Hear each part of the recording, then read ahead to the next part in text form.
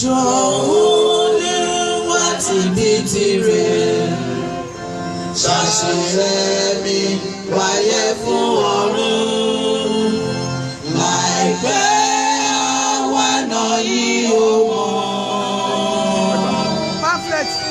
Mo ti dùn tó láti bẹ̀rẹ̀.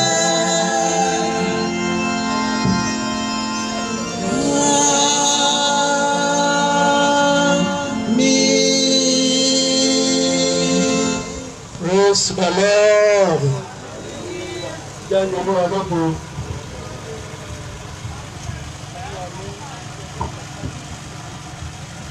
Láti wà ní item number 4. Ìkọ́ kíkà àkọ́kọ́. Lọ́dà ń pè Mr. Ayọ̀mídé Collins.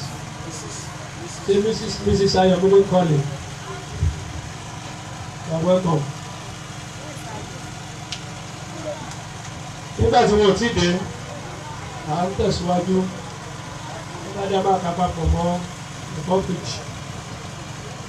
À ń tẹ̀síwájú ní ti àìsàn àlọ́ nígbàgbọ́ bàbá wa olóògbé ẹ̀dá Adégbóyèga Látúndé pọ̀ yìí.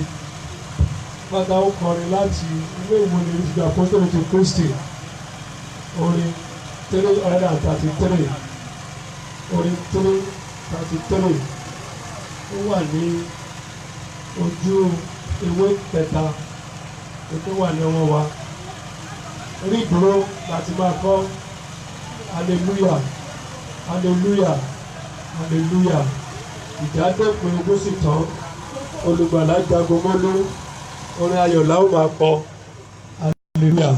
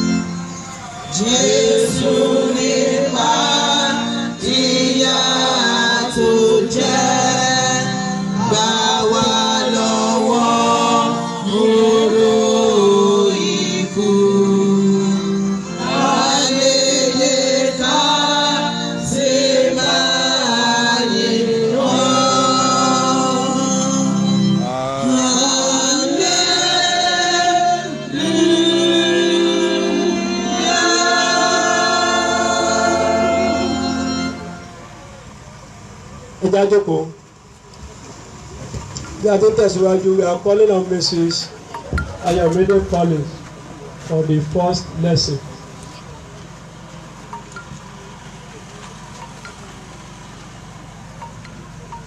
Praise the Lord. Hallelujah. Praise the living Jesus. Hallelujah. The first Bible reading for this glorious service is taken from 1 Thessalonians chapter 4 verses 13 to 18.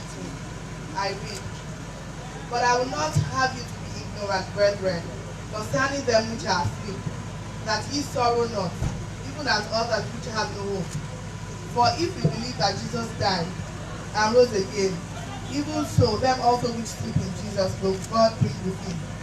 For this we say unto you, by the word of the Lord, that which are alive and remain until the coming of the Lord shall not prevent them which are asleep. For the Lord himself shall descend from heaven with a shout, with the voice of the archangel, and with the triumph of God, and the dead in Christ shall rise first." Verse 17.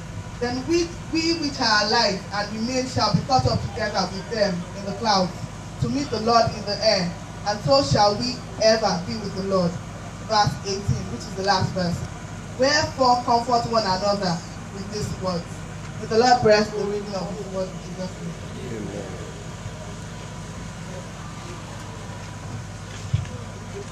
À ń tẹ̀síwájú nígbà tí a ó kọrin nínú ìròyìn ìrètí tí a kò tó ní Kristi, orin 963 ọ̀tàlélẹ́ẹ̀ẹ́dẹ́gbẹ̀rún ó lé mẹ́fà. Ìpàdé tuntun yìí wọ́n fẹ́ ìlú kan tí ó dára jù bẹ́ẹ̀ lọ. Jerusalem tọ̀run lórí mi ìlú mi, ilé mi bí n bá kú ẹ̀kún ìbùkún mi lórí ìjókòó.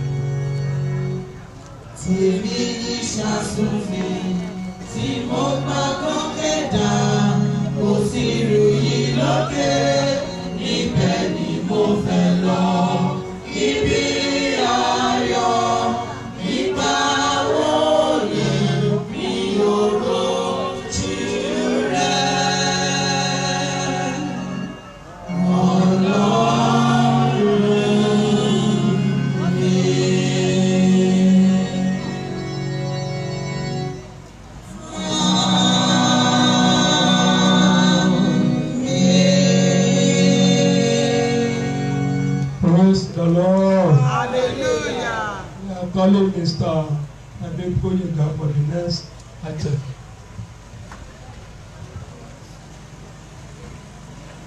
Praise the Lord. Praise the living Jesus. I'll be reading from the book of Revelation, chapter 17, verses 9 to 17. As I read, please listen. After this I beheld, and lo, a great multitude which no man could number, of all nations and kindred, and people, and tongues, stood before the throne and before the Lamb, clothed with white robe and palms in their hands, and cried with a loud voice, saying, Salvation to our God, which sitteth upon the throne, and unto the Lamb. And all the angels stood round about the throne, and the elders and the four beasts, and fell before the throne on their faces and worshipped God, saying, Amen. Blessings and glory, and wisdom, thanksgiving, and honor, and power, and might be unto our God forever and ever. Amen. And one of the elders answered, saying unto me, What are these which are arrayed in white robe, and whence came they? And I said unto him, Sir, thou knowest. And he said to me, These are they which came out of great tribulation, and have washed their robes, and made them white in the blood of the Lamb. Therefore are they before the throne of God, and serve him day and night in his temple, and seated on the throne shall dwell among them. They shall hunger no more, neither thirst any more, neither shall the sun light on them nor any heat. For the Lamb which is in the midst of the throne shall feed them, and shall lead them unto the living fountains of water, and God shall wipe away all tears from their eyes. May the Lord bless the reading of his word.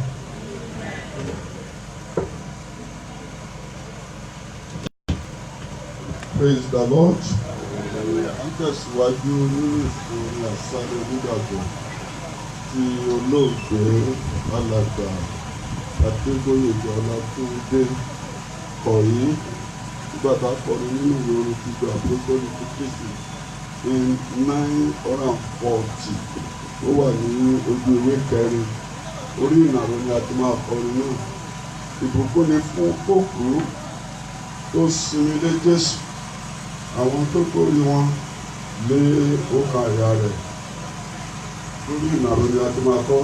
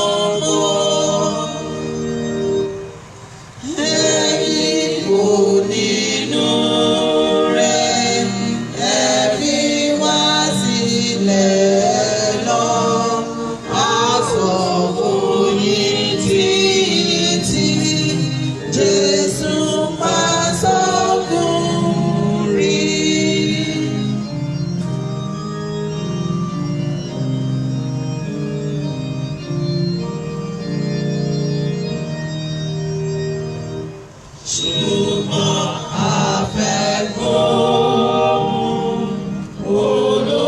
Olódùmarè náà yóò tó sí wí pé ẹ̀jíkẹ́ ẹ̀sìn lọ.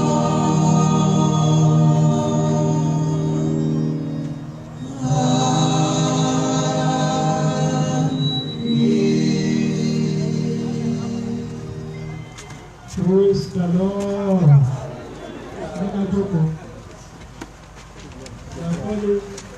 Sister Adébíyí Sọlá Oyi, come and take the next item. Praise the Lord. I shall be taking the third verse from 1 Corinthians chapter 15, verse 22 to 35.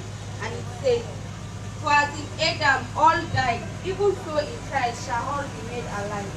But every man in his own order, Christ the first fruits, afterwards they that are Christ at his coming. Then cometh the end, when he shall have delivered up the kingdom to God, even the Father, when he shall have put down all rule and all authority and power. For he must reign till he had put all enemies under his feet. The last enemy that shall be destroyed is death. For he hath put all things under his foot. But when he said all things are put under him, it is manifest that he is expected, which he did all things under him. And when all things shall be subdued unto him, then shall the Son also himself be subjected unto him, that put all things under him, that God may be all in all. Else what shall they do, which are baptized for the dead? If the dead rise not at all, why are they then baptized for the dead? And why stand we in jeopardy where every hour? I protest by your rejoicing, which I have in Jesus Christ our Lord. I die daily. If after the manner of men I have fought with beasts at Ephesus, what advantage it me, if the dead rise not? Let us eat and drink, for tomorrow we die, but not deceived. If evil communicators awake to righteousness and sin not, for some have not the knowledge of God. Speak this to your shame. But some man will say, how are the dead raised up? And with what body do they come? May God bless you.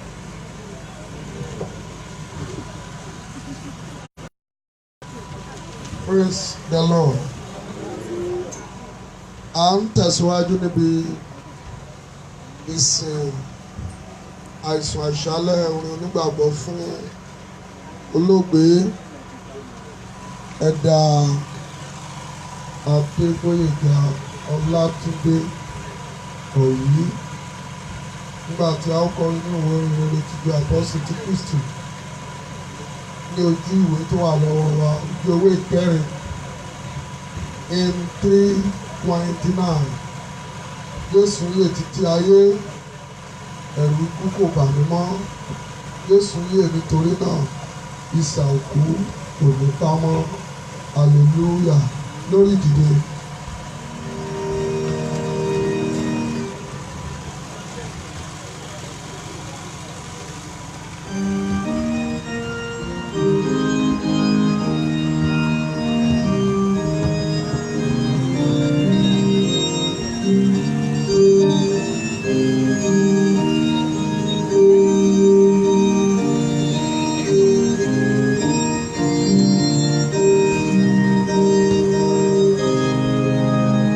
Jésù yè títí ayé. Jésù yè títí ayé, ẹ̀rù ikú kò bá mi mọ́. Jésù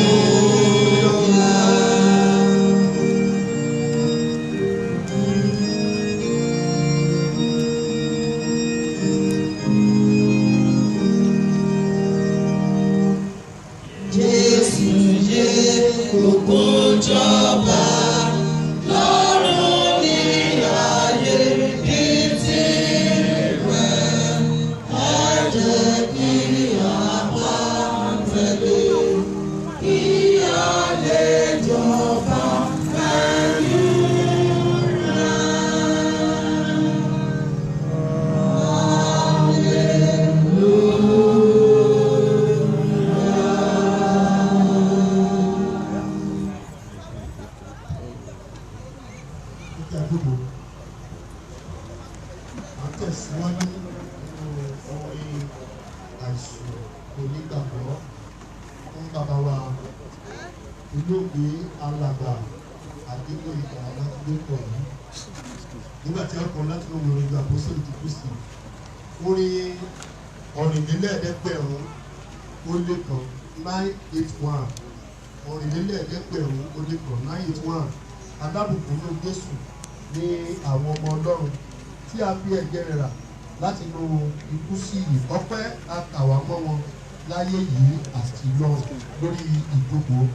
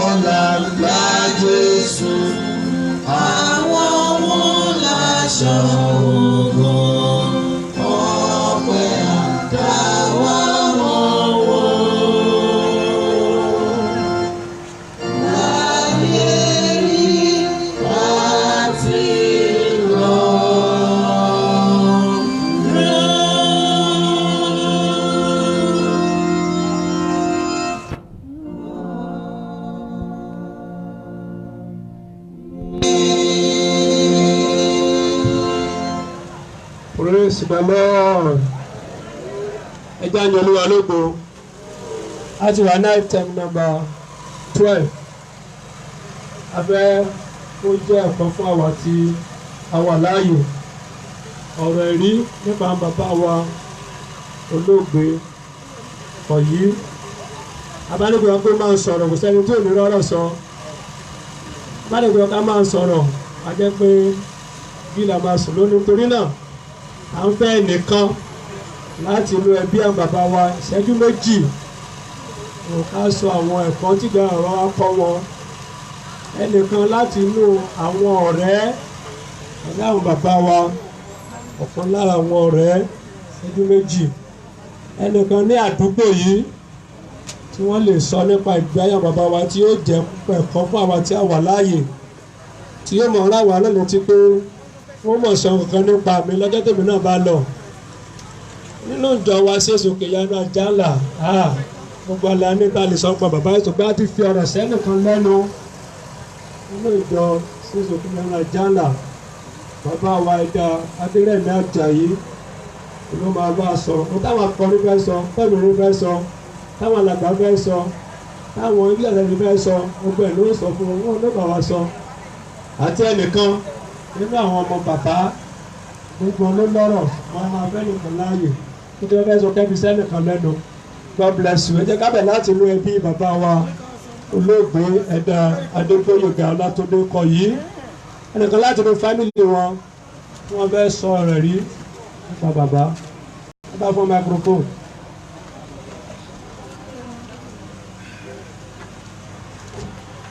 Ìṣẹ́jú méjì. Ẹ jẹ́ ká yin Olúwa lógo. Ilé ìjẹ́ ká mọ̀ pé ikú jẹ́ òpin gbogbo fún gbogbo ẹ̀dá. Bọ̀dá pé ìgbà ẹ̀gbọ́n mi, ọmọ ìyá mi. Mo jẹ́ nìkan tó máa ń bínú ẹni. Ó dẹ̀ jẹ́ nìkan tí ọ̀rọ̀ kì í pẹ́ tán nínú ẹ̀ náà. Nítorí pé olúkálùkù ló níbi tí ó kù sí. Àwọn inú mi dùn pé ó mọ Jésù. Láti ilẹ̀ wá kì í ṣe nìkan tó ti yà báyìí, kì í ṣe nìkan tó yà báyìí. Ó dẹ̀ jẹ́ nìkan tó nífẹ̀ẹ́ gbogbo ọpẹ́ tí mo dúpọ́ lọ gbogbo ọjọ́ tí n bá ti rántí yẹn ni pé ó mọ Jésù, ó mọ Jésù. Adépèga mọ Jésù, ó fi gbogbo fún Ọlọ́run. Torí pé ó ti rí ìbárapadẹ̀ ní ayé. So mo dẹ̀ gbàgbọ́ pé bí lè sọ pé tó bá ti mọ̀ ọ́, ó ní kò kùnà. Torí pé òun nìkan ní ọ̀nà àti ìyè. Gbogbo ẹni tí ò bá tí ì mọ̀, ó fi ìṣẹ́jú yìí àti wákàtí rírọ̀ wá. Ẹ jẹ́ ká ti gbogbo ọkàn wa Ọlọ́run torí pé ó jẹ́ Ọlọ́run olódodo. Kò dẹ̀ sẹ́ni téèyàn ń tọ́ àfẹ tó bá ń tọ́ rẹ̀. Tó bá fẹ́ mọ̀ dì mú òun nìkan ni. Òun nìkan ló mọ̀ wọ́n gẹ̀ òun nìkan ló dá wa. Kò dẹ̀ sí ìgbà tí gbogbo ẹni ọkàn ọmọjọ́ tó máa lọ nínú wa. A kàn béèrè pé kó fún wa ní oore ọ̀fẹ́ sí i láti lè mọ̀ àti láti bá rìn lópin. Ògo ni forúkọ Ọlọ́run alààyè. Thank you ma. Ẹnìkan láti ara àwọn ọ̀rẹ́ bàbá wa Adégbóyèga nínú àwọn ọ̀rẹ́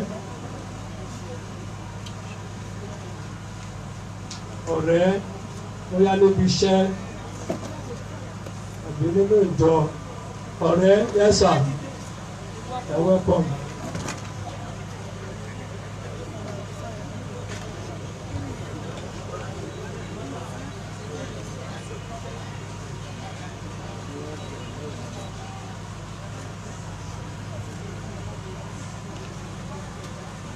Praise the Lord.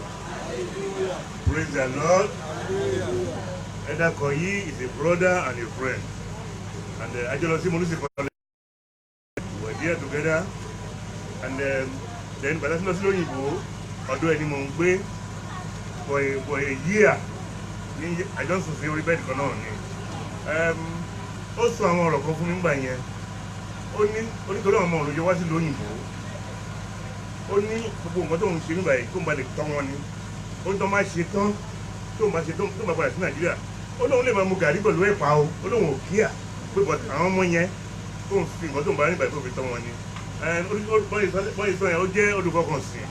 Ó gba lóhùn gbọ́, gba Jésù Kristi gbọ́, kò dẹ̀ japa. Mi ò rí ìwà ìyapa lọ́wọ́ rẹ̀ gbogbo àdájọ́ pé kò dẹ̀ bílí pé ó wà lọ́dọ̀ Jésù báyìí. Ọlọ́run èmi náà lọ́wọ́ o. Ẹnìkan ní àdúgbò yìí ó fẹ́ sọ nípa bàbá láti àdúgbò.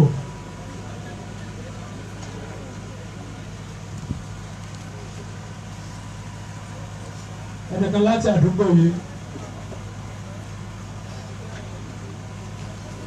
láti àdúgbò.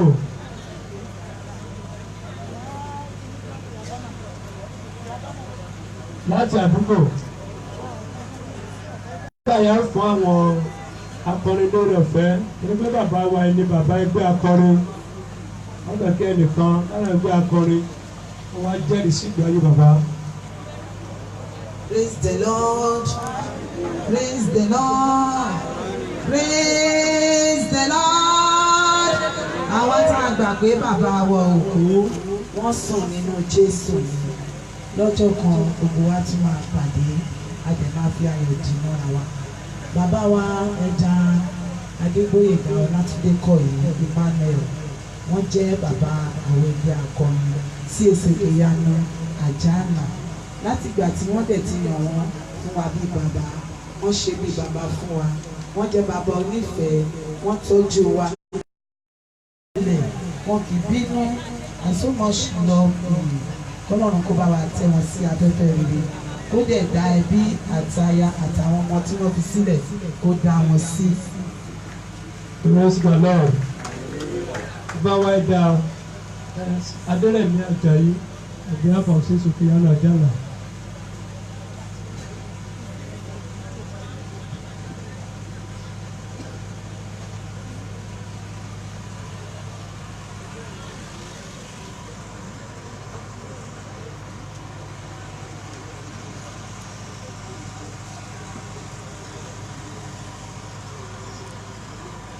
Praise the Lord.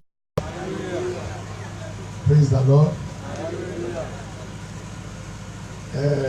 Bàbá wa ẹ̀dá Adégbóyèga Kọ̀yí jẹ́ ìkan nínú alàgbà ìjọ wa CAC Òkèyanu Àjànà. Àwọn jẹ́ alàgbà ṣáájú mi. Ó dàbí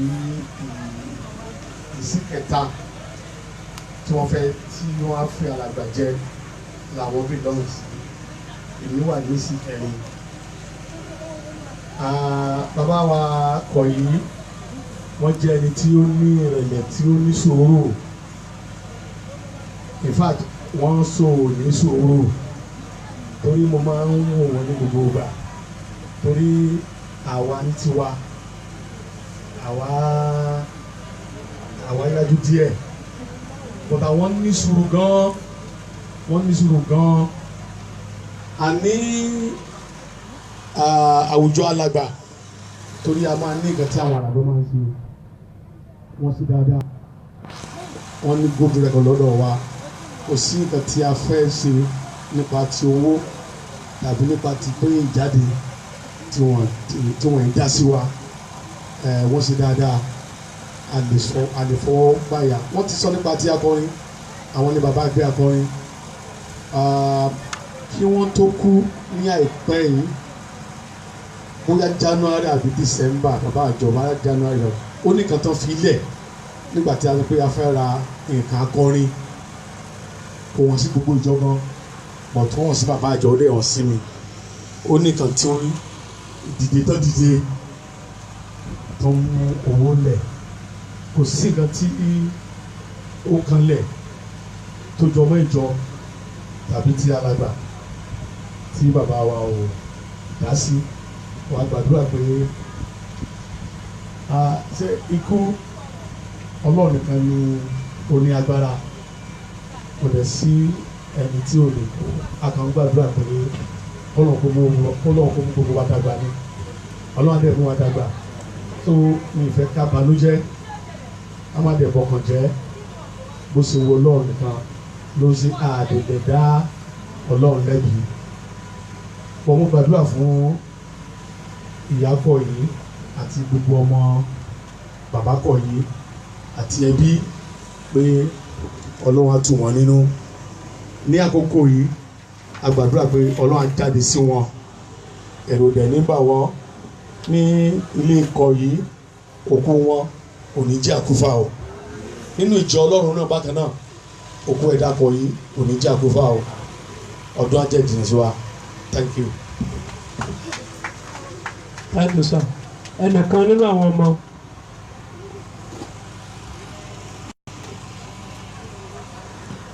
Praise the Lord.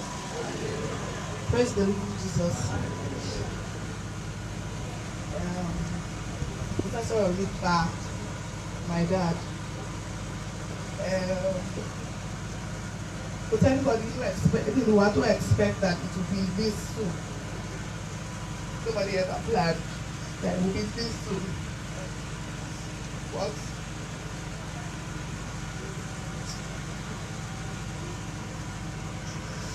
I'm sorry.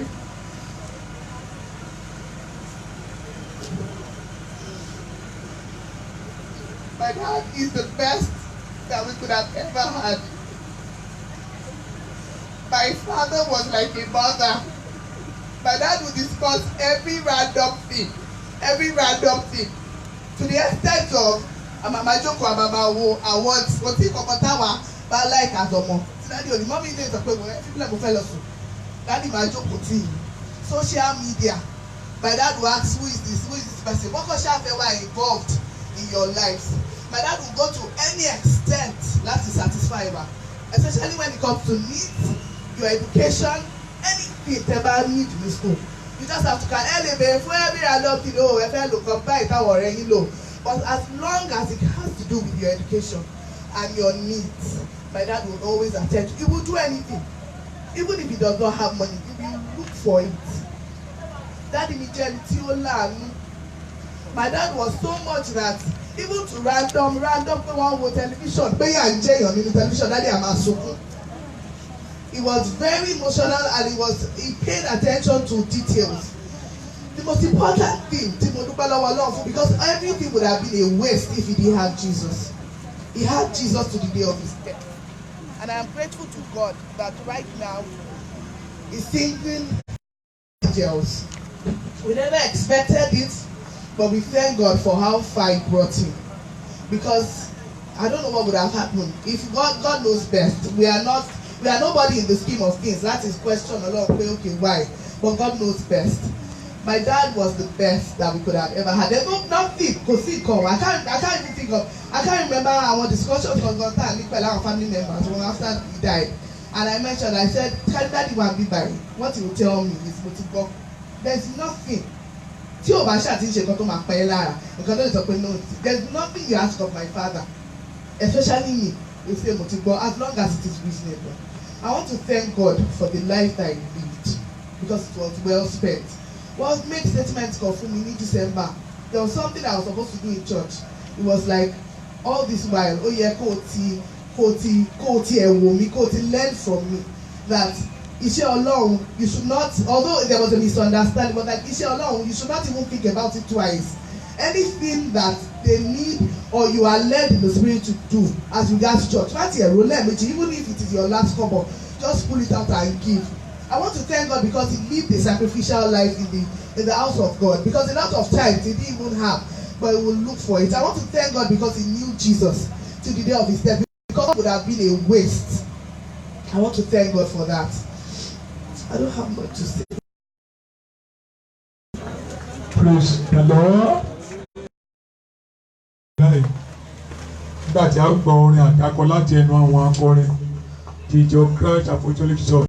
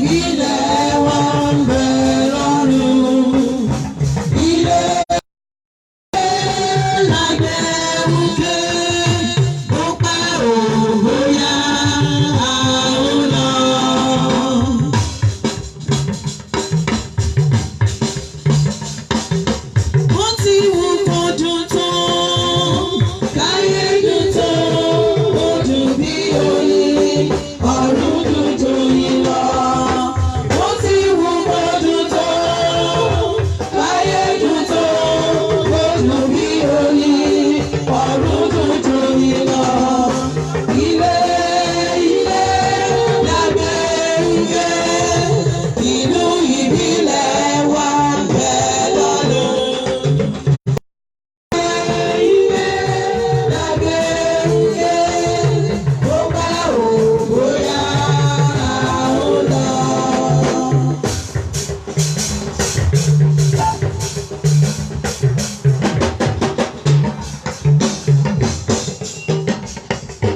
Ọjọ́ ayé wa bí ìlú àtẹ̀lẹ́wọ́ ìṣẹ́jú kọ̀ọ̀kan fún wa lọ sílé.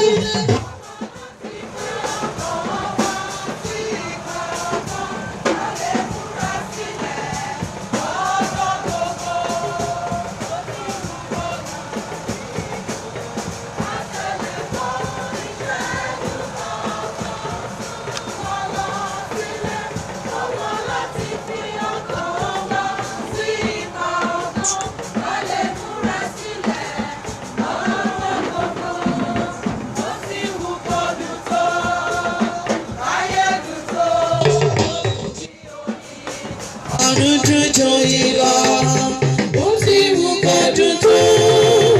Káyé dúdú, ojú bí oyin. Ọdún dúdú yìí lọ, ilé lágbèrè. Ìlú ìbílẹ̀ wa bẹ̀ lọ́dún. Ilé lágbèrè. Ó pẹ́ òwúrọ̀ àwòrán.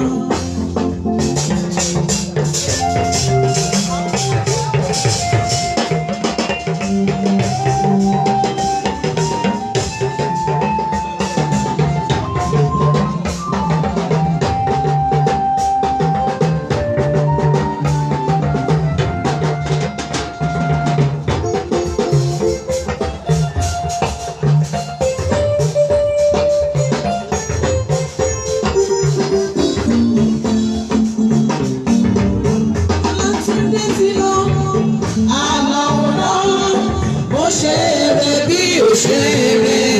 Bàbá ti lọ, àwa tó kù sẹ́yìn ká múra. Àgbà Jésù láròlù bí wàdà, kàdà tún bí aṣáyé rẹ̀. Ká lè wọnú ayọ̀ bàbá lọ́run. Mo ti wù kọdún tó, láyé dùn tó, ó dùn bí oyin, ọ̀run dùn tó yìí lọ. Mo ti wù kọdún tó, láyé dùn tó, ó dùn bí oyin, ọ̀run dùn tó yìí lọ. Ilé lágbèrè, ó máa wà bẹ̀ lọ́dún. Ilé lágbèrè, ó pẹ́ òwúrọ̀ àwòrán.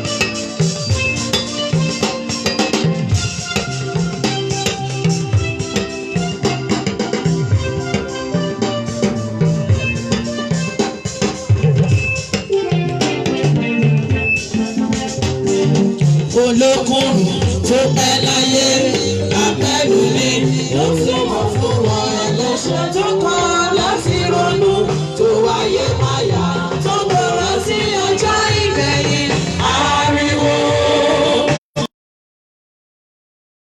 Ẹsẹ̀ gírígírí ló lọ́ọ́rù àgbáàdì sàásàlà kó tó gbẹ̀yìn òfin dé tó. Mo ti wù kọdún tó. Káyé dùn tó, bọ́jú bí oyin, ọ̀run dùn jòyè hàn. Ó ti wù kọdún tó,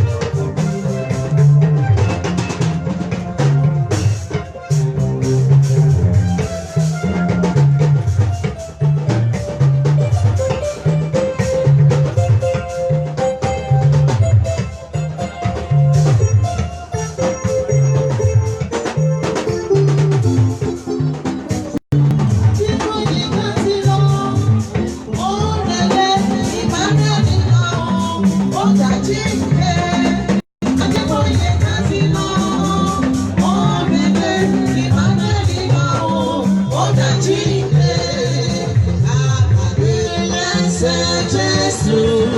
Bàbá Ayọ̀lá ó dà jíǹde, àpàdé lẹ́sẹ̀ Jésù. Bàbá Gbóyè Lọ́lá ó dà jíǹde, àpàdé lẹ́sẹ̀ Jésù.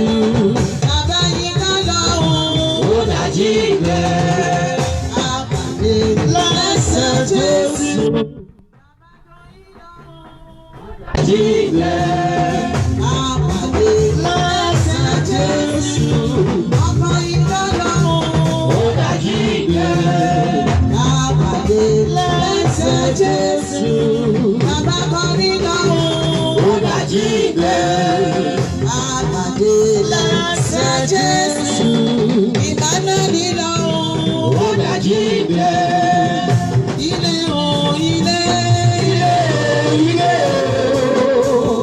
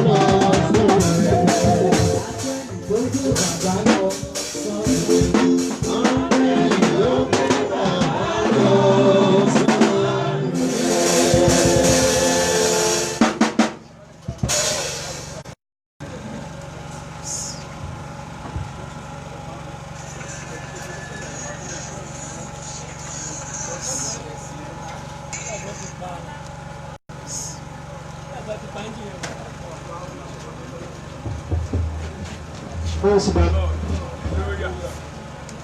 Adúpẹ́ lọ́wọ́ Ọlọ́run. Ọlọ́run tó fi fún mi. Ó sì pa á lọ. Nígbà tó tó àwọn tó lójú rẹ̀. Bákan náà la mú ìpinnu wa lọ́dọ̀ àbá wa. Wòlíì Sábẹ́lẹ́ lọ́wọ́ yá àlùkò. Gbogbo ẹ̀yìn bí bàbá wa olóògbé ìdàpọ̀ yìí. Ẹnìká kí yín pé Olúwa yóò dúró tì yín o. Kíkún wọn lè jẹ́ àkúfà o. Àfẹ́ lọ nínú ọ̀rọ̀ Ọlọ́run. Nígbà tí mo mọ̀ nínú ọ̀fẹ́ tí mo rí gbà. Abẹ́ ìpè àti àṣà bàbá wa. Wòlíì Sábẹ́lẹ́ bá yọ àlùkò. Ìfọwọ́sọ fún àwọn aránṣẹ́ Ọlọ́run ẹlẹgbẹ́ mi. Láti lè pè Ọlọ́run pẹ̀lú wa nírọ̀lẹ́ yìí. Àgbàdo àgbọ̀dọ̀ fọlọ́ ní ayé bàbá wa yóò máa pọ̀ sí lórúkọ Jésù. Jẹ́ kí a gbàdúrà. Lórúkọ Jésù. Lọ́nà àgbẹ̀gà fún àkókò dáradára bí òye. Bí ó tiẹ̀ dùn wá bí ènìyàn. Ṣùgbọ́n bí Ọlọ́run tá a rí oore ọ̀fẹ́ láti ní ọ̀rọ̀ rẹ̀. ó níbi tó dáa jù láti wà. Torí pé alààyè yóò máa rántí pé ìró èyí yóò kàn náà. Torí náà Olúwa gba ọpẹ́ wa. Ọlọ́run tó ní fún wa nírọ̀lẹ́ yìí Olúwa sọ di mímọ̀. Olúwa sọ di mímọ̀. Ohun tó fẹ́ kí a mọ̀ Ọlọ́run sọ di mímọ̀. Ohun tó fẹ́ kí a ṣe agbára láti ṣe Olúwa yọ̀ǹda rẹ̀ fún wa. Àti olùsọ àti olùgbọ́ ọ̀rọ̀ táwọn gbọ́ nírọ̀lẹ́ yìí mọ́jọ́ dá wa lẹ́yìn. Ìbọ̀lẹ̀ forúkọ Olúwa orúkọ Jésù Kristi Olúwa wa. Ó tẹ́ mo fi sí mi lọ́kàn láti gbé aníyànjú nírọ̀lẹ́ yìí ni mo gbé àkórí ẹ̀ ní kòtò ni yóò tó. Kòtò ni yóò tó. Kòtò ni yóò tó. Inú ayé tá a wà yìí gẹ́gẹ́ bí Ẹlẹ́dàá ti dá ó ti dá sí wa lọ́kàn láti máa lépa lójoojúmọ́. Jésù ń pa àwọn ọmọ ẹ̀yìn níwèé Mátíù orí 5 ẹsẹ̀ 3 pé alábùkún fún ni àwọn òtòṣì ní ẹ̀mí nítorí irú wọn ní ìjọba Ọlọ́run. Àwọn tí kò bá jẹ́ òtòṣì ní ẹ̀mí òun lè tó ìjọba Ọlọ́run. Àwọn òtòṣì ní ẹ̀mí àwọn tó jẹ́ pé nínú nǹkan ti ẹ̀mí bó ṣe rò kọ́ Ọlọ́run fún ọ lórí ọ̀fẹ́ tó kò tí ì tó. Nǹkan tó máa tó èèyàn ó ní kòtò. Nígbà máa tẹ́wọ̀n bá wa sí lọ́la. A máa ń dáṣà kan pé nípa ti ẹ̀mí àdúrà ò lè pọ̀ jù àbí tí ò bá ní tó. Àwẹ̀ ò lè pọ̀ jù àbí tí ò bá ní tó. Ẹni tó sọ pé àwọn ti gbàdúrà jù. Wíwá Ọlọ́run kò lè pọ̀ jù àbí tí ò bá ní tó. Mo ń sọ yìí nípa ti ẹ̀mí ká tó parẹ́ sí ipa ti ara. So spiritually Ọlọ́run gan ń fẹ́ kí a máa ní sí nínú ẹ̀mí. Ẹni tó tiẹ̀ ní oore ọ̀fẹ́ táwọn kan tó ń fi tiẹ̀ tọrọ nínú ẹ̀mí pé ìbádẹ́ mọ́ rò pé òun ti ní tó. Sòkúrì rẹ̀ gẹ́gẹ́ tó tí ì ní kankan àwọn yẹn ní òtòṣì nípa ti ẹ̀mí. Ẹni tó bá ní qualification yẹn kò ní lè dé ìjọba ọ̀run o. Ọ̀rọ̀ àkọ́jọ́ ìlú kọ́kọ́ sọ lórí òkè nìyẹn alábùkún fún ni àwọn òtòṣì ní ẹ̀mí. Ní ẹ̀mí ni o ìṣe ní ara o nínú ẹ̀mí kó ìjọba ọ̀run. Wọ́n fẹ́ jogún ìjọba ọ̀run bí nǹkan náà wá sókè mo fẹ́ jogún ìjọba ọ̀run náà wá sókè. Àwọn ẹ̀kọ́ ò náwó nípa ọ̀rọ̀ ọ̀fẹ́ lọ́rùn àádọ́gbẹ́ lórúkọ Jésù. Lọ́pọ̀ sọ fún ọlọ́ọ̀ pé àmúyẹ àkọ́kọ́ onípé ká jẹ́ òtòṣì nínú ẹ̀mí. Mo ti ń rò pé àmú lórí ọ̀fẹ́ nínú àdúrà kò tí ì tó. Òtítọ́ ọjọ́ tó bá tẹ̀ nínú àdúrà ìgbéraga tẹ̀mí ti bẹ̀rẹ̀ nìyẹn o. Tó rò pé o ti jẹ́ nǹkan nínú ẹ̀mí. Èmi mo mọ orí kọ báyìí. Mo lè gbàdúrà gan o. Àmọ́ ń gbàwẹ̀ gan o. Sọ ti bẹ̀rẹ̀ sí fi ìgbéraga níwájú Ọlọ́run. Sọ tó máa tó gbogbo wa kò tó ní o. Tó máa tó gbogbo wa yẹn nínú ẹ̀mí. Ìgbà yọ méèyàn bẹ̀rẹ̀ láti inú kòtò yóò tó parẹ́ sínú kòtò. Kòtò yẹn ni womb.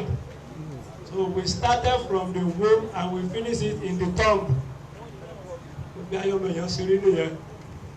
Ó fi yẹ pé wá níjà nínú ẹ̀mí ká súnmọ́ Ọlọ́run sí i. Wọ́n rò pé ẹ̀bùn ẹ̀mí tó ní ẹ̀ náà ló lóyún mọ́ tó bá tó súnmọ́ Ọlọ́run sí jù bẹ́ẹ̀ lọ tó lè jù bẹ́ẹ̀ lọ. Nípa bẹ́ẹ̀ ìrìnàjò rẹ sí ìjọba ọ̀run ó dájú. Alábùkún fún ní àwọn òtòṣì ní ẹ̀mí orí tí wọ́n ní ìjọba Ọlọ́run. Praise the Lord. Ẹ jẹ́ ká wá lọ sí pati ara. Àwọn tí Ọlọ́run bá ti ráàyè nínú ọkàn wọn gbogbo ìlépa wọn yóò jẹ́ nǹkan ti ẹ̀mí. Bọ́ọ̀lù bá yẹ fẹ́ bọ́ lọ́rùn sí i.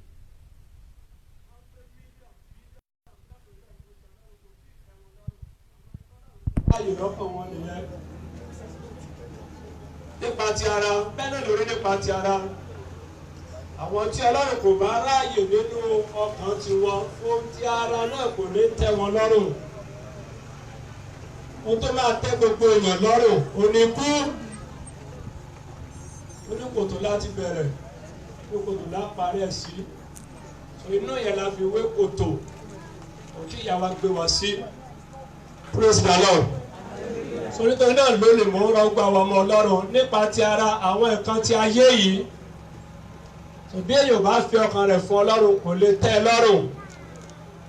Sórí náà nírọ̀lẹ́ mò ń rọ̀ wá ká ní ìtẹ́lọ́rùn nínú Olúwa. Ò nípa ti ara nípa àwọn nǹkan ti ayé. Ká mọ́ torí ohun tí a fẹ́ jẹ́ ká ba ohun tí a fẹ́ jẹ ká mọ́ torí ẹ̀ bá ohun tó náà fẹ́ kí a jẹ́ ká mọ́ torí ẹ̀ bá jẹ́. Ohun ayé tí ń tán yìí ká mọ́ fi ba ayérayé jẹ́. Torí náà Ọlọ́run kọ́ wa ní ìwà bí Ọlọ́run pẹ̀lú ìtẹ́lọ́rùn. Ìwé ńlá ni. Gbogbo àwọn tó sì ń lépa nǹkan ti ara tí wọ́n ráàyè fọ́lọ́run. Àwọn yẹn wọ́n ń ìrìn àjò wọn lọ sí inú Ọlọ́run àpáàdé. Torí ayé tó bá ti gbọ́ pé ènìyàn tí òjò èèyàn ráàyè gbọ́ ti Ọlọ́run mọ́ yóò mú èèyàn kúrò nípa ọ̀nà ìyè wọ́n sì darí Olúwa rẹ̀ sí inú Ọlọ́run àpáàdé. Ẹ jẹ́ ká ní ìwà bí Ọlọ́run pẹ̀lú ìtẹ́lọ́rùn. Ní gbogbo tá à ń lé yìí náà tó ìjà ráàyè gbọ́ ti Ọlọ́run a máa dà á lẹ́yìn gbọ́ kan àwa máa parí ìrìn àjò wa sínú kòtò gbogbo kòtò ayé inú kòtò lápárẹ̀ sí o. Lẹ́nu bíi jẹ́ mẹ́ta mo bí ọmọ ọlọ́run àwọn ìbéèrè kan nígbà tó bá fẹ́ lead the program.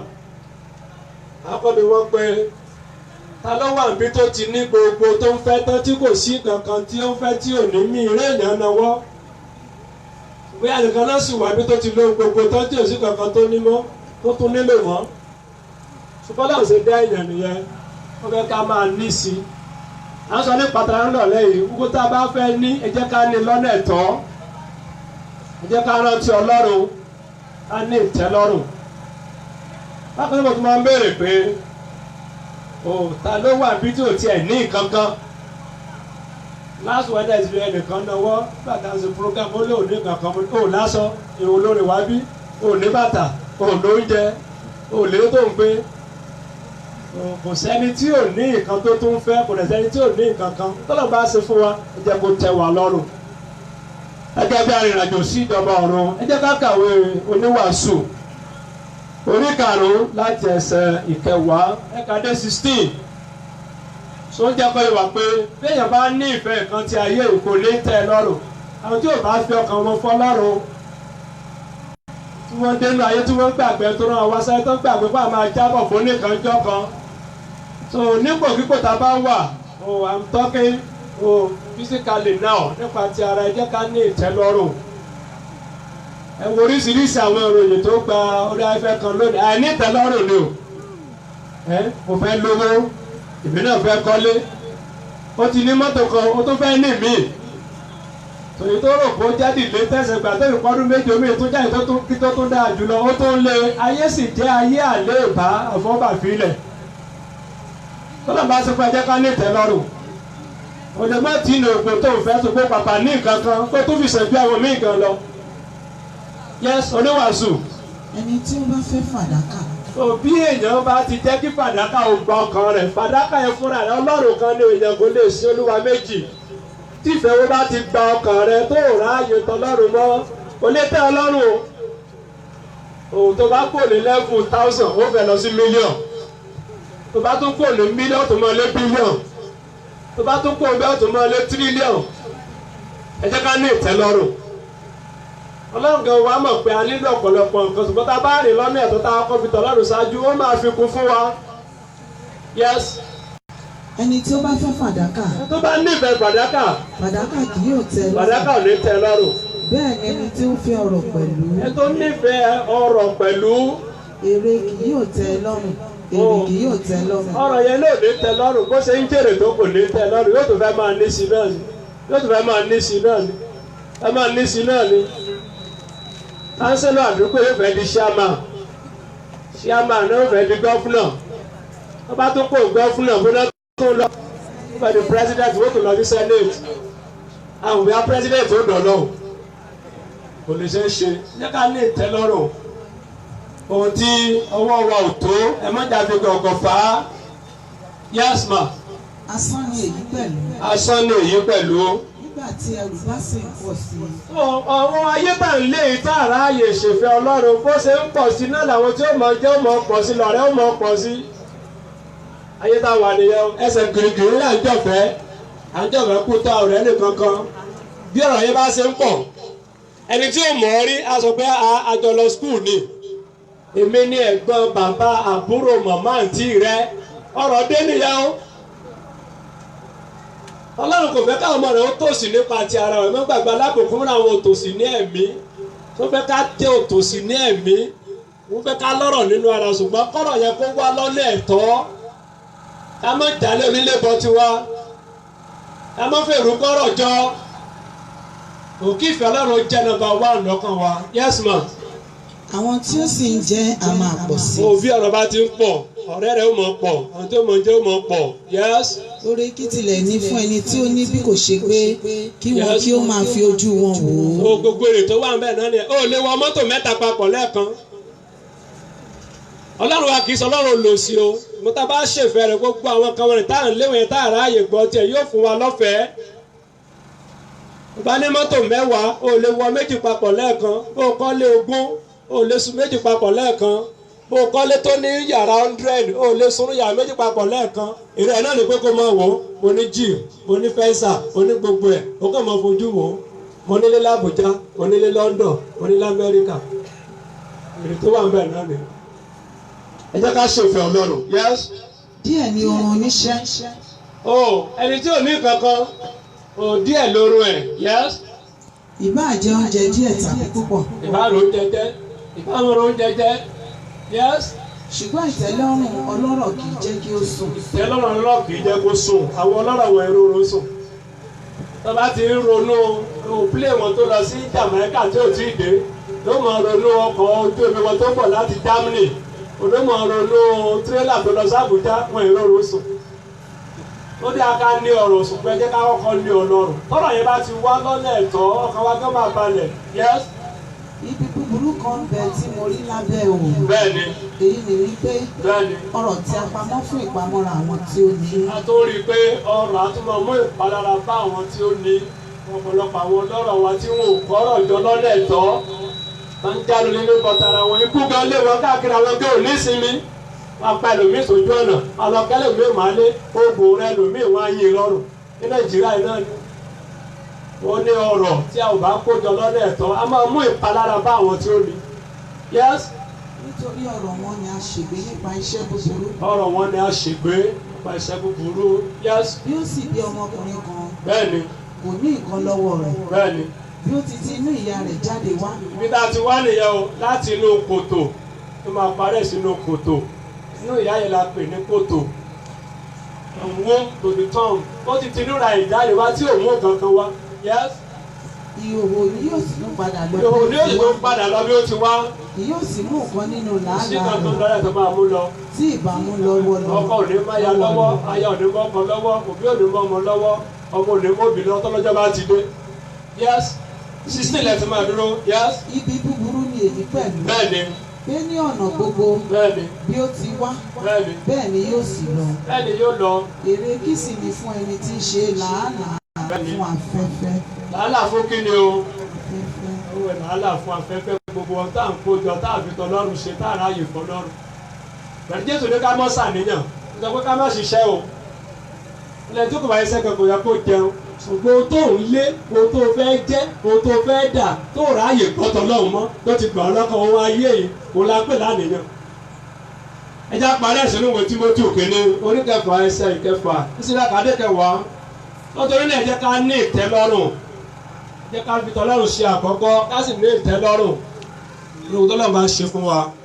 1 Timothy chapter 6 from verse 6 to 10 ṣùgbọ́n ìwà bí Ọlọ́run pẹ̀lú ìtẹ́lọ́rùn èrè ńlá ni o nítorí a kò mú nǹkan wá sí a ò ayé mú nǹkan wá sí ayé yìí o bẹ́ẹ̀ ni a kò sì lè mú ohunkóhun jáde lọ.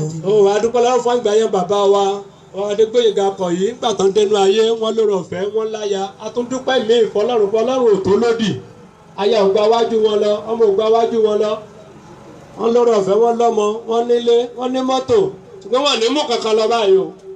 tòun tó bá ṣe fọlọ́run lókùn tó lọ dé báwo. báwo náà ṣe jẹ́ òtòṣì ní ẹ̀mí títa kọ́sọ lẹ́ẹ̀kan òní ò wá sọ báyìí bóyá wọ́n ò rí léwọ̀ alábòkun wọn láwọn òtòṣì ní ẹ̀mí. àwọn tí nǹkan tẹ̀mí jẹ lógún, àwọn tí wọ́n ń bá ọlọ́run rìn nígbà gbogbo. bó náà ṣe bọ́lọ̀ nínú ẹ̀mí, ṣé patara náà kú ọ̀rọ̀ jọ sí dàbí nípa tẹ̀mí. ó kù wọ́n báyìí, ó kù iṣẹ́ wọn. a ò mú okó wá sínú ayé àní mú okó lọ. kí lẹ̀ ń wáyé mọ́yà fún, kí lẹ̀ ń wáyé mọ́yà fún, kí ló ń bá tọ́ mẹ́rin kejì jẹ́ fún. òkọ́rọ̀ rẹ̀ lè di tiẹ̀. tó ń torí náà ẹ jẹ́ kí a ní ìwà bí ọlọ́run pẹ̀lú ìtẹ́lọ́run, ká máa sin ọlọ́run nínú tó fún wa. ẹ má wáyé mọ́yà o, ayé àfọwọ́bà fílẹ̀, a ò mú okó wá síbẹ̀, a ò ní mú okó lọ. yes. nítorí a kò mú nǹkan wá sí ayé. a kò mú nǹkan wá sí ayé. bẹ́ẹ̀ ni a kò sì lè mú nǹkan jáde. bí a bá sì ní oúnjẹ. wọ́n bá ti lọ táwọn oúnjẹ jẹ tọ́lọ́run ṣàánú wa tá a mọ tọrọ jẹ tá a dẹ̀ rásọ wọ̀. jáfa ayé wa fọlọ́run. báwọn gba ayé tó kù àfikún ni. ó dà ká ní wọn ṣùgbọ́n kó wá lọ́nà ẹ̀tọ́ ká kọ́ fi tọ́lọ́run ṣáájú. nígbà bá tẹ̀mí tó ń sáré gbogbo tó kù máa fi kún fún wa. mò ń pè wá lónìí láti súnmọ́ Ọlọ́run sí i. torí irú èyí yóò kàn yóò kẹ̀mí náà jọ kàn. yes. àti aṣọ. bá ti rón jẹjẹ tá a lásọ wọ̀. ìwọ̀nyí yóò tẹ́ wa lọ́rùn. ó yẹ kí yóò tẹ́ wa lọ́rùn o. ṣùgbọ́n àwọn tí fẹ́ di ọlọ́rọ̀ a máa bọ́ sínú ìdánwò. àwọn tó sọ pé by all means tó bá gbà làwọn ò fún wọn sàfẹ́ di ọlọ́rọ̀ by all means wọ́n bọ́ sínú ìdẹ̀wò. àti ìdẹkùn. àwọn tó fẹ́ jayé wàràwàrà wọ́n kú wàràwàrà wọ́n máa bọ́ sínú ìdẹkùn. yes. àti sínú wèrè ìfẹ́kùfẹ́ púpọ̀. wọ́n bọ́ sínú wèrè ìfẹ́kùfẹ́ púpọ̀. tí panilára. bẹ́ẹ̀ni. irú èyí tí máa ń ri ènìyàn sínú ìparun àti ègbé. ìparun nìyẹn máa ń rí èèyàn sí kéèyàn máa lé àwọn kan tayé nìkan kó má rántí ẹlẹ́dàá rẹ̀. ìparun ló máa ń yọrí sí àti ègbé. yes. nítorí ìfẹ́ owó ni gbòǹgbò búburú gbogbo. Ọlọ́run fẹ́ ká fẹ́ràn ojú gbogbo lọ, owó náà dẹ̀ fà wá. láti jókòó kọ̀ọ̀kan wa wò ta ló nífẹ̀ẹ́ jù. lómi sọ fọlọ́ ló nífẹ̀ẹ́ jù fún ìṣe rẹ̀ fi hàn pé o fẹ́ràn owó jọ lọ́ọ̀ lọ.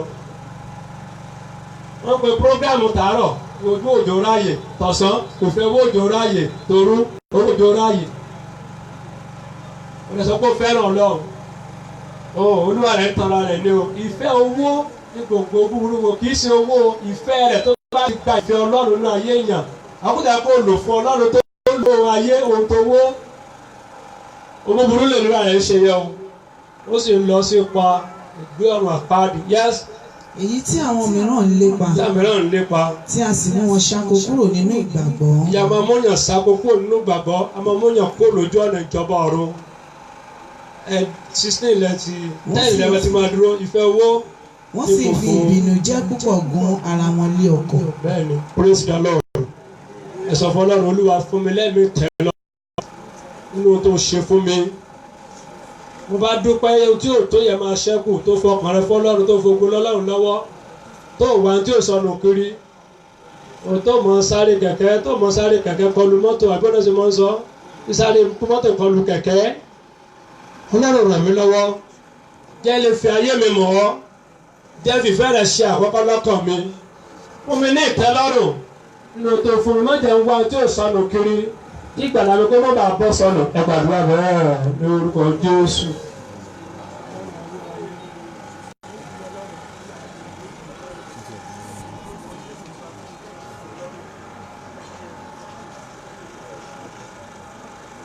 Jẹ́ ká gbàdúrà.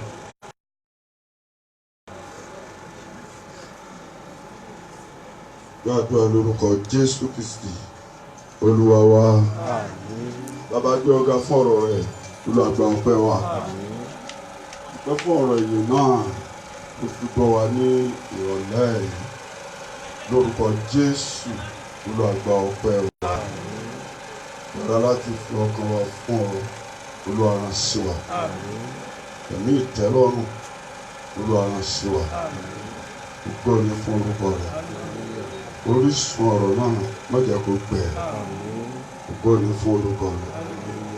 A fi ẹbí olóògbé alàgbà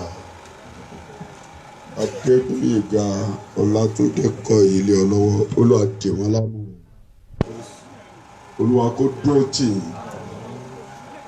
ẹ̀mí mímọ́ yóò ràn yín lọ́wọ́, ìgbàrà Ọlọ́run yóò ràn yín lọ́wọ́ lórúkọ Jésù olùgbàlà. Olúwa yóò dúró tì yín, kó àkúfà kò ní wọnú ẹbí yín. Ọ̀fẹ́ àwọn ọmọ olóògbé lé ọ lọ́wọ́ lórúkọ Jésù. Olúwa kó dì yín mú, ọ̀nà yín kò ní dàrú, ire Ọlọ́run yóò ṣọ̀kan yín. Bí tí Ọlọ́run mú yín lọ ẹ ó débẹ̀, ilẹ̀ ìlérí náà lórúkọ Jésù ẹ ó débẹ̀. Àwọn màmá wa ayé ògbé Ọlọ́run kó gbàdúrà fún yín, ẹ̀mí mímọ́ yóò tù yín nínú, ẹ̀rù kò ní bà yín. Okun àti agbára Ọlọ́run yóò fi fún yín. Ògo ni fún orúkọ Olúwa. Ìjọ Ọlọ́run kó wà lálàáfíà, ààbò Ọlọ́run kó dájú. Ògo ni fún orúkọ rẹ̀. Ọkàn ẹ̀mí láfífi ayé wọ fún ọ pátápátá lórúkọ Jésù. Olúwa fi fún wa. Ní ẹ wá Ọlọ́run nígbà tí ẹ lè rí, ẹ pè é nígbà tí ó wà nítòsí. Lórúkọ Jésù, agbára tá fi ọkàn wa fún ọ Olúwa rán sí wa. A ti kó inú kòtò kan tó wà wájú. Ọlọ́run ká tó gbé inú kòtò náà, agbára láti fi ọkàn wa fún ọ ká lè jogún ìyà ní pẹ́kun lórúkọ Jésù. Olúwa fi fún wa. Olúwa ràn wá lọ́wọ́ nípa ti ara, Olúwa ràn wá lọ́wọ́ nípa ti ẹ̀mí, Olúwa ràn wá lọ́wọ́. Agbára láti ṣe ìfẹ́ rẹ lórúkọ Jésù. Láfi ní gbéraga inú tí a ní, oníta ló mú ọ yàtọ̀. Kí ni oní tí ẹnìkan ò tí ì nígbà tí wọ́n sì rí gbà? Èsì tí ó fi ń halẹ̀. 1 Corinthians 4:7 ló sọ bẹ́ẹ̀. Gbára láti ní ìtẹ́lọ́rùn láti fi ayé wa fún ọ pátápátá lórúkọ Jésù. Olúwa rán sí wa. Ìjọba ọ̀run ló jà kó náà rẹ̀. Gbogbo wa nígbà tí ìpè bá dún, Olúwa mú adélẹ̀.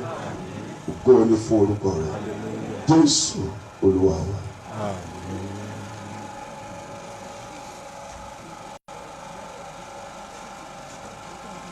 Praise the Lord. Hallelujah. A ń kí gbogbo ẹbí Adégbóyèga Ọlátúndé Kọ̀yí. Wọ́n jẹ́ ẹni tó bẹ̀rù Ọlọ́run púpọ̀. Ó lè jẹ́ tó nífẹ̀ẹ́. Ó dẹ̀ ní ìrẹ̀lẹ̀ tó pọ̀ àti ọ̀pọ̀lọpọ̀ sùúrù. Tó dùn mọ́ wa nínú jù ni pé wọ́n mọ Jésù gẹ́gẹ́ bí gbogbo èèyàn ti sọ àti gẹ́gẹ́ bí àwọn ọmọ wọn ti sọ. Ìdánilójú àti ìrètí tí àwa ṣe ni pé wọ́n sinmi lọ́wọ́ ọ̀tún Olúwa. Orúkọ Olúwa, ẹbí wọn Ọlọ́run ò ní fi wọ́n sílẹ̀. Gbogbo ẹ̀yin ọmọ ẹ máa bọ̀. Wọ́n mi ọ̀yà ẹ máa bọ̀. Jẹ́ kí gbogbo wa dìde dúró, a fẹ́ gbàdúrà fún wọn. Ẹ náwó sí àwọn ọmọ yìí àti ẹbí. Láìsàn gbọ́dọ̀. Máa bọ̀, Káyọ̀dé pè wá. Ẹ náwó sí wọn kẹ́ máa ṣàmì. Orúkọ Jésù.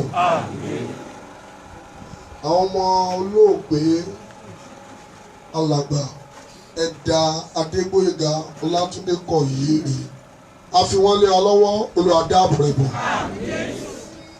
A fi aya wọn lé ọ lọ́wọ́, Olúwa dáàbò rẹ̀ bò. Ewu ò ní wò yín, ẹ̀rù ò ní bà yín. Ààbò Ọlọ́run kó wà lórí yín. Ẹlẹ́dàá yín kò ní gbàbọ̀dẹ̀. Ọwọ́ ọ̀tá ò ní kàn yín. Bàbá yín làkàkà wọ́n gbìyànjú lórí yín. Dáfídì ní tí bàbá àti ìyá mi bá kọ̀ mí sílẹ̀, Olúwa yóò tẹ́wọ́ gbà mí. Nínú ìrìn àjò yín, ojú Olúwa yóò máa bá yín lọ. Nínú ayé ẹ ó ṣe rere, ẹ ó di ńlá, ẹ ó di púpọ̀. Agbára ọ̀gá ògo kó ṣíjìbò, ẹ wà lálàáfíà àti láìléwu. Gbogbo ẹbí Ẹ̀dà Kọ̀yí kó lọ gbàdúrà fún. Ẹ̀gbọ́n àbúrò ẹbí wọn kó lọ dáàbò bò. Ìdààmú wàhálà kò ní wọnú ẹbí náà. Jọ́ sí èsì òkè ìyanu àjàlá lókùnrin lóbìnrin, Olúwa ṣààbò. Olúwa ṣààbò. lórí ọmọdé lórí àgbà lórí ọkùnrin nínú ìjọ náà Olúwa ṣààbò ìjọ náà kó wà lálàáfíà àti láìléwu agbègbè kó wà lálàáfíà àti láìléwu lẹ́ẹ̀kan sí ọmọ àti aya wọn ààbò Ọlọ́run kó wà lórí Jésù Olúwa wa.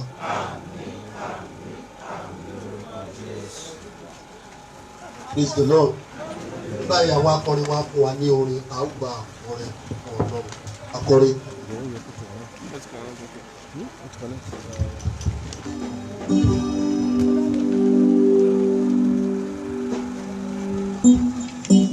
Kábíyèsí o, Hòsánà o, ẹ̀yin Jésù Kristi ọba ikú.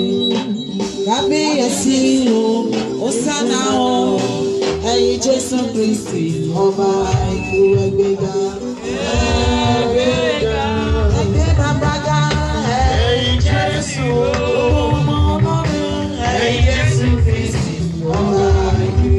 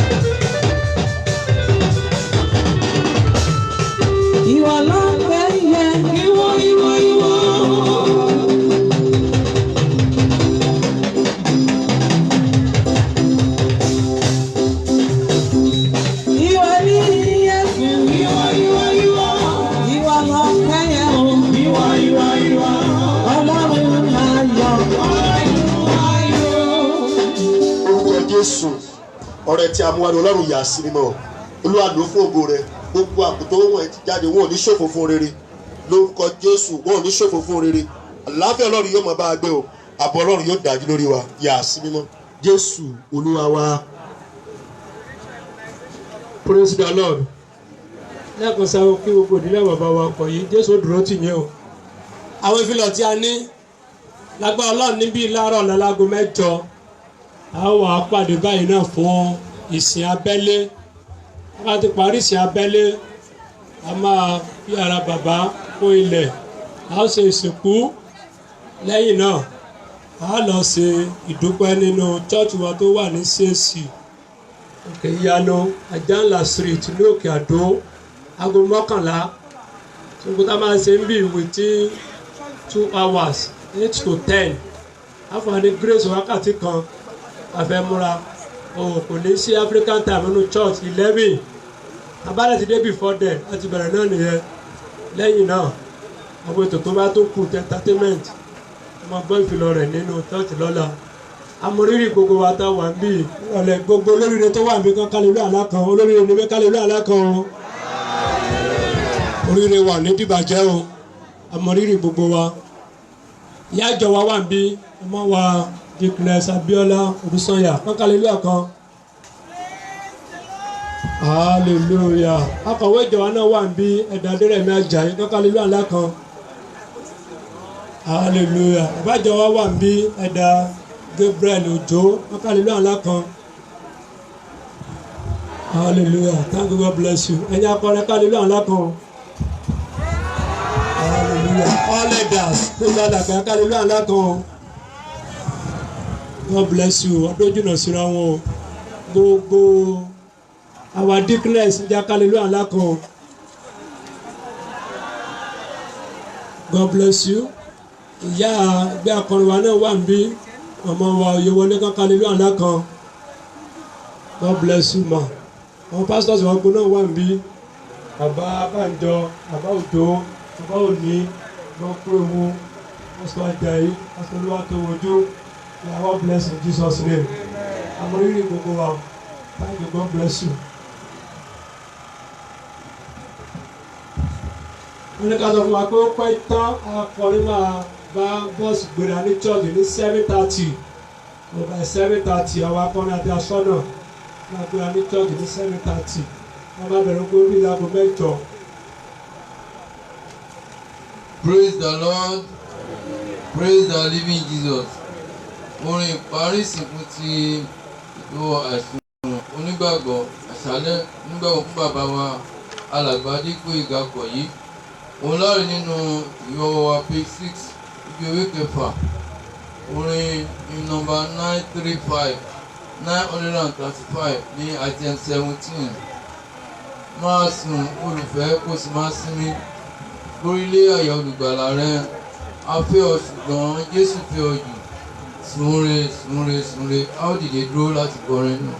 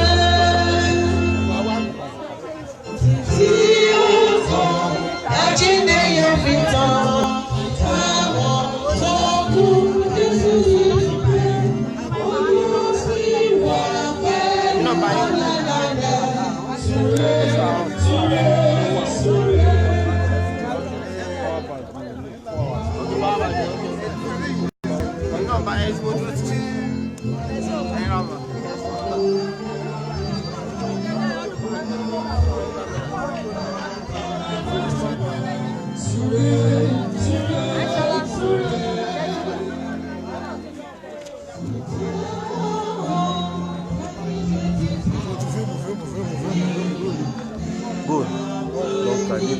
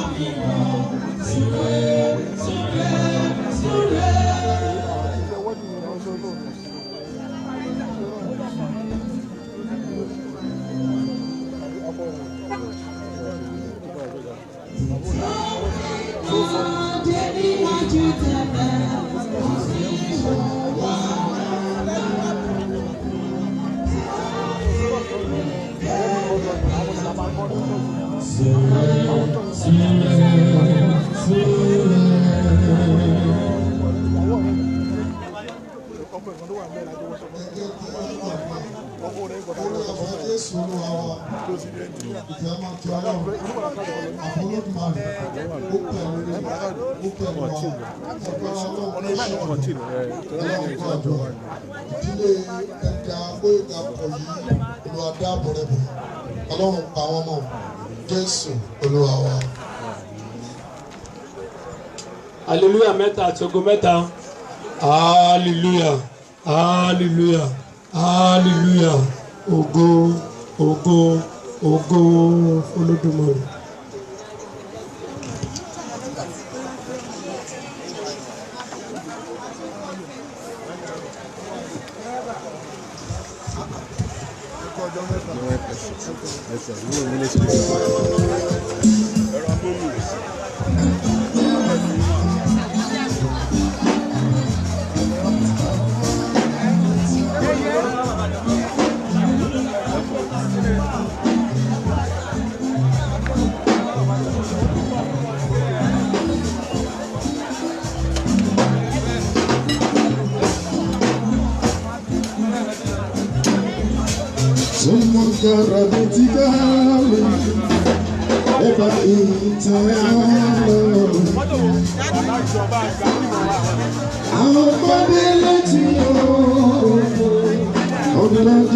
Ọdún